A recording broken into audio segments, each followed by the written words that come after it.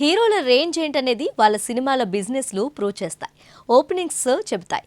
Opening day 1 collection decide చేస్తాయి. అందుకే star హీరోలు ఈ విషయంలో చాలా జాగ్రత్తలు తీసుకుంటారు. ప్రస్తుతం పాన్ ఇండియన్ స్టార్స్ గా వెలుగుతున్న ప్రభాస్ తో పాటు రీసెంట్ గా పాన్ ఇండియన్ స్టార్ అయిన ఎన్టీఆర్ మధ్య ఈ స్టార్డమ్ రేంజ్ పోటీ ఒకటి నడుస్తుంది. ప్రభాస్ కల్కి ఎన్టీఆర్ దేవరా సినిమాల బిజినెస్ల గురించి టాలీవుడ్ లో తెగ చెప్పుకుంటున్నారు. అయితే ఇందులో వాస్తవాలేంటనేది స్పష్టంగా తెలియదు, కానీ సోషల్ మీడియాలో వస్తున్న వార్తలు చూస్తే మాత్రం ప్రభాస్ దరిదాపుల్లో కూడా ఎన్టీఆర్ కనిపించడం లేదు. ఇద్దరు సినిమాల బిజినెస్ల మధ్య ఆ రేంజ్ డిఫరెన్స్ కనిపిస్తుంది.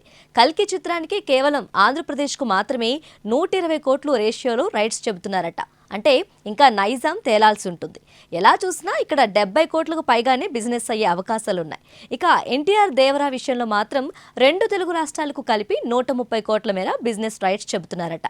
అయితే 2 సినిమాలకు వాళ్ళు అడిగినంత ఎవ్వరూ ఇవ్వరు. ఇచ్చినా అందులో రిఫండబుల్, నాన్ రిఫండబుల్ అనే మెలికలుంటాయి. ఆ రేషియో తగ్గినా ఇద్దరు రేంజ్ చూస్తే చాలా తేడా కనిపిస్తుంది. అలా చూసినా ప్రభాస్ రేంజ్లో ఎన్టీఆర్ కేవలం సగం వరకు మాత్రమే పరిమితమై ఉంటాడు.